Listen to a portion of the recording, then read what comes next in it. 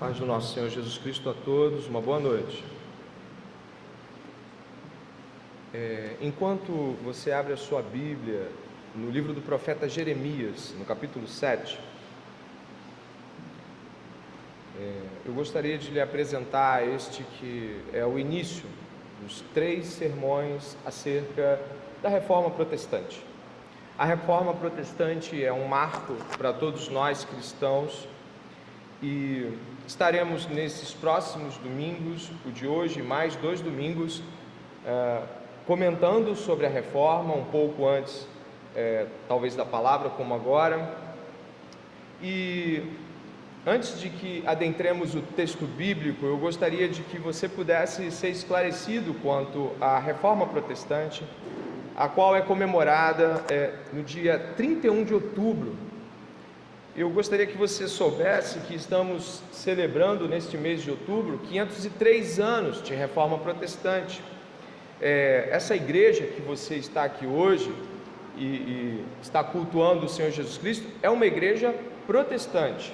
Significa que nós temos consciência de que o legado que a Reforma Protestante deixou para todos nós é de suma importância e deve ser memoriado. A Reforma Protestante, que há 503 anos atrás começou num ato simbólico para nós, mas a gente sabe que o movimento veio anterior a isso, mas em 1517, pregada na porta da Igreja de Todos os Santos, na cidade de Wittenberg, as 95 teses de Lutero deram um início marcante para essa reforma que vamos rememoriar. O cristianismo, ele tem várias vertentes. Significa que nós encontramos cristãos que têm variações doutrinárias e percepções múltiplas sobre a fé cristã.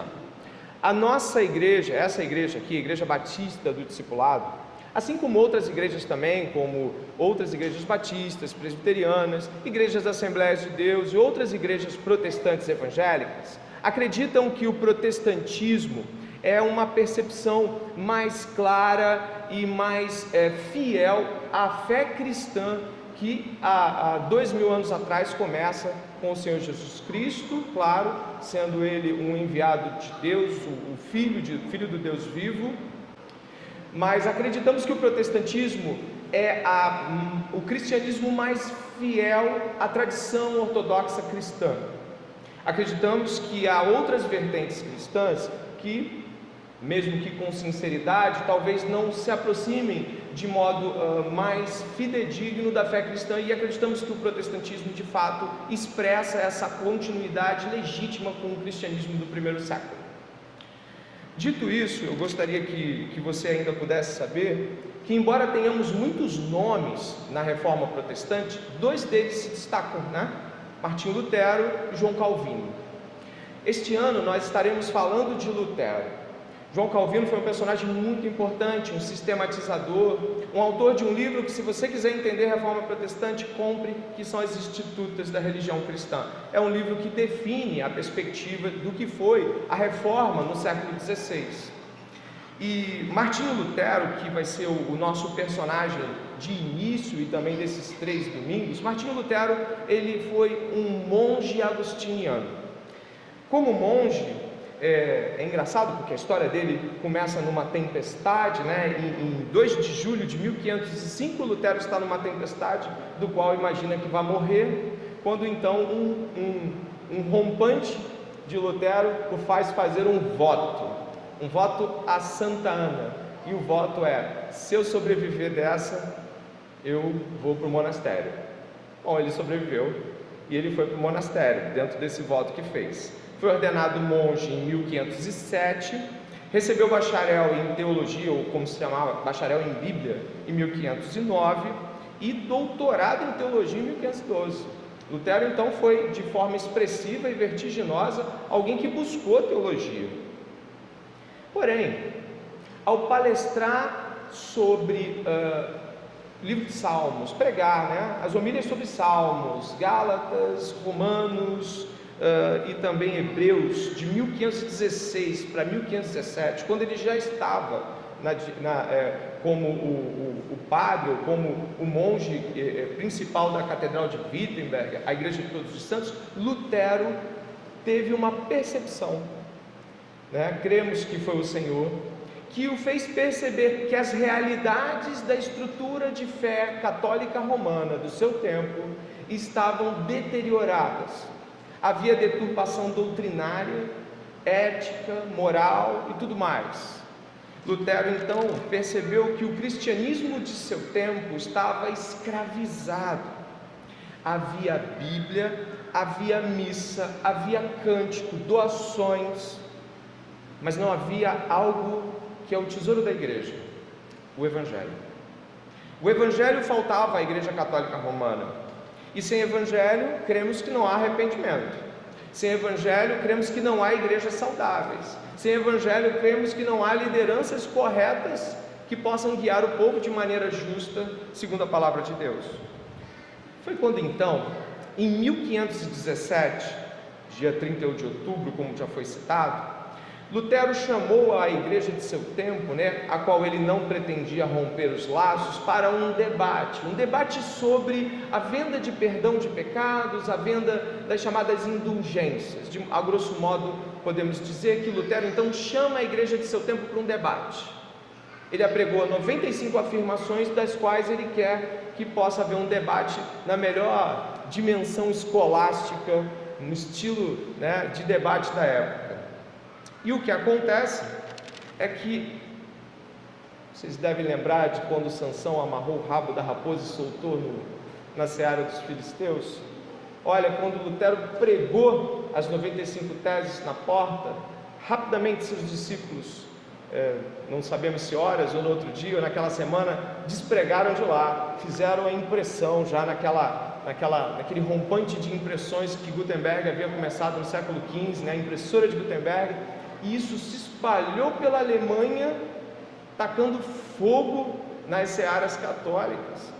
O que aconteceu nesse tempo, olha, foi assustador. Em algumas semanas, toda a Alemanha, ou boa parte dela, que ainda não era Alemanha como nação, mas todos os cantos da Alemanha, estavam bradando com as 95 teses na mão, dizendo, como diz Stephen Nichols, que é um comentarista, discípulo de Russell Sproul, ele fala assim: é isso mesmo. As pessoas pegavam as 95 teses e diziam: é isso mesmo, é isso. E nesse momento é perceptível que podemos tirar uma lição. Pouco antes da gente entrar no texto de Jeremias, eu gostaria que nós pudéssemos tirar uma lição com Lutero, que é de sobremodo valiosa. Lutero tinha uma convicção doutrinária fora de série. Eu não digo que ele apenas tinha doutrina, porque igrejas lidam com doutrina, pessoas têm doutrinas, tem até doutrina de vida, modo como pensar, mas Lutero tinha uma convicção doutrinária. Ele vivia de tal forma que as coisas que ele pregava reverberavam por todas as realidades da sua vida. É como se Lutero estivesse disposto a viver e morrer pela pregação dele. A convicção doutrinária de Lutero o leva a prosseguir nessa jornada. Em 1518, a disputa de Heidelberg, ele escreve mais 28 teses. Ali, num debate fenomenal, às margens do rio Reno, o nosso irmão Lutero acaba tendo uma audiência que, dentre outras pessoas, tem Martin Bucer como um convertido diante daquele cenário. E para deixar claro o que aconteceu em Heidelberg, houve a disputa da teologia da cruz com a teologia da glória, a teologia da cruz de Lutero e a teologia da glória da Igreja Católica, a pompa versus a cruz sangrenta de Cristo. E Lutero professa, depois desse debate, que somente a cruz é a nossa religião, é a nossa teologia. 1518, estamos agora em 1520, estamos acabando essa pequena jornada. Em 1520, Lutero escreve 2 livros muito importantes, e um deles vai servir de norte para as nossas percepções, que é do cativeiro babilônico da igreja, onde ele ataca a sacramentação de questões que envolvem tanto o dia a dia quanto as questões da igreja. A Igreja Católica, como você sabe, possui 7 sacramentos. E a Igreja Católica sacramentou, ou seja, tornou uma atitude que você faz purificadora, tal como, por exemplo, o matrimônio. Para a Igreja Católica, o matrimônio é sagrado. Por isso que muitos católicos antigos não rompem o matrimônio, porque têm medo das consequências em termos até de santidade, purificação e comunhão com a Igreja. O matrimônio não é tratado como sagrado nas Escrituras. Ele não é um sacramento, por assim dizer. Os protestantes, que creem no batismo e na mesa do Senhor, como os sacramentos para algumas vertentes ou as ordenanças para outros, são as duas únicas coisas que protestantes creem que foram deixadas por Jesus Cristo, devem ser repetidas, mas ainda são simbólicas, porque de fato alguém que desce nas águas não sai mais limpo diante de Deus de lá. Dito isso, Lutero, desse livro do Cativeiro Babilônico, acho que tem aqui, né? Vai passar ali, acho que chega até aí. O Cativeiro Babilônico traz esse confronto com a sacramentalização. E logo, como alguém vai se sentir de fato completamente impuro, completamente errado, se ainda tem coisas que pode fazer que o purificam? A ideia dos sacramentos torna o homem culpado, mas ele ainda tem uns escapes dentro de suas atuações litúrgicas ou da sua vivência. A missa para os católicos é um sacramento. Então a Igreja Católica dessa forma persistia em não permitir que os arrependimentos fossem totais, porque ainda havia parte humana em atuação dentro da busca por Deus, ainda havia o ser humano podendo se auto-justificar. Foi então que em 1521, na Dieta de Worms, ou Assembleia de Worms, onde Lutero estava lá no sudoeste da Alemanha, ele estava em frente ao imperador Carlos V, havia cardeais, havia príncipes da Saxônia, havia estudantes de teologia. Então a Dieta de Worms está repleta de cadeiras dos mais altos nomes, e aquele mongezinho, como diria, né, o monge contra o mundo ali, ele se apresenta, pede um prazo de 24 horas depois que é inquirido.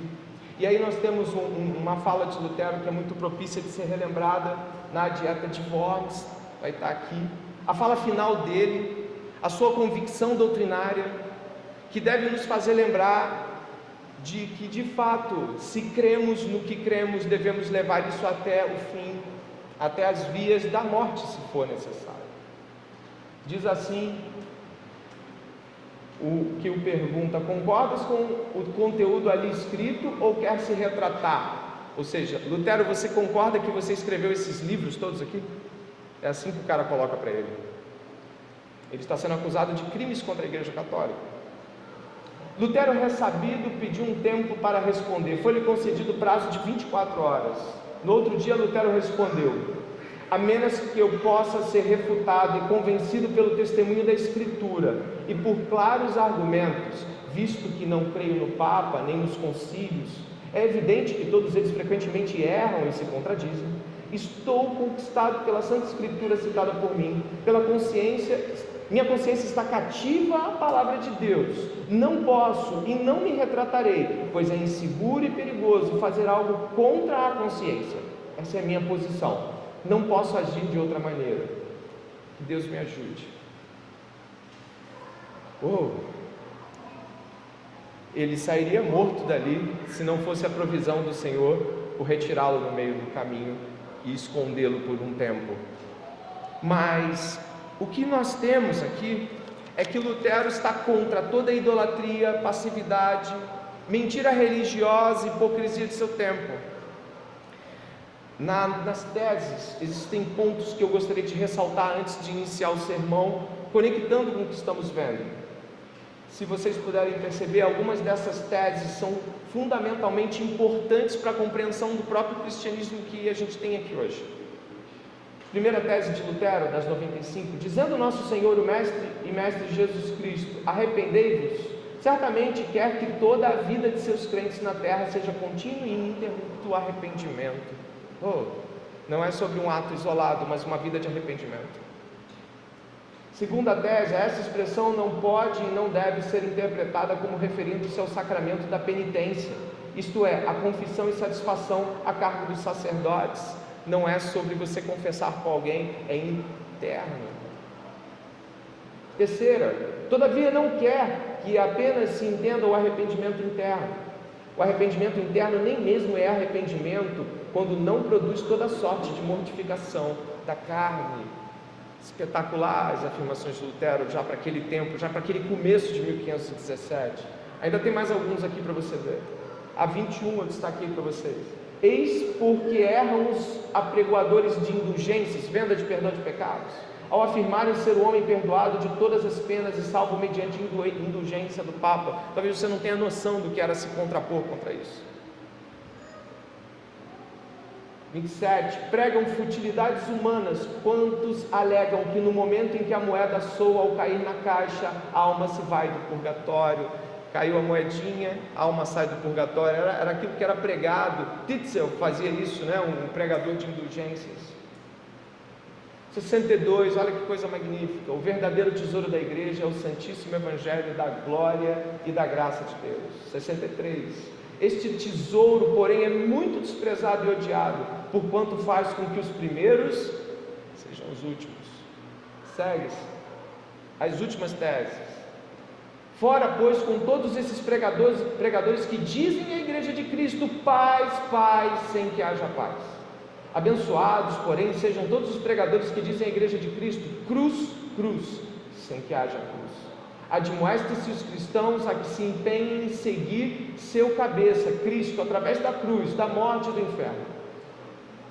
Tese 95, ficou ali abaixo. E desta maneira mais, esperem entrar no reino dos céus por muitas aflições, do que confiando em promessas de paz infundadas. Lutero aprimoraria sua teologia. Deus o faria um homem muito mais aperfeiçoado nas implicações do que ele escreveu. E nós, se virmos as 95 teses, ainda achamos muito romanismo, mas pelo menos duas delas eu quero ressaltar. O tesouro da igreja é o Evangelho. E conectando com aquilo que foi dito para nós, a 92, que vai direto no nosso texto em Jeremias depois. Fora todos os pregadores que dizem à igreja de Cristo, paz, paz, quando não há paz. Eu gostaria de, a partir disso, conectar você diretamente com aquilo que Lutero estava pensando quando citou Jeremias capítulo 8. Vá comigo. Jeremias capítulo 8, verso 11 e 12.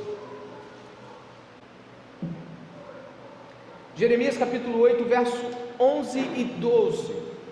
O profeta Jeremias é usado por Deus para o ultimato, ou na verdade, para o juízo inevitável de Israel, das tribos do sul. Israel já havia caído, as tribos do norte já haviam caído. Agora as tribos do sul estavam diante do iminente caos da queda por conta de sua passividade, idolatria e imoralidade. Lutero nos conecta aí, nesta série de sermões que nós vamos estar, com a história de Jeremias aqui. E Jeremias prefigura o profeta que anuncia a entrega do povo nas mãos do Império Babilônico. O livro de Lutero que citei, sobre os sacramentos, traz essa dimensão de que a igreja estava cativa dentro de uma percepção babilônica, pagã de vida cristã, se é que é possível dizer vida cristã. Jeremias capítulo 8, verso 11 e 12, falando dos sacerdotes: curam superficialmente a ferida do meu povo, dizendo paz, paz, quando não há paz. Será que eles ficaram envergonhados por cometerem abominação? Não, eles não ficaram com vergonha, eles nem sabem o que é envergonhar-se. Portanto, cairão com os que caem, quando eu os castigar, tropeçarão, diz o Senhor. Ore comigo nesse momento.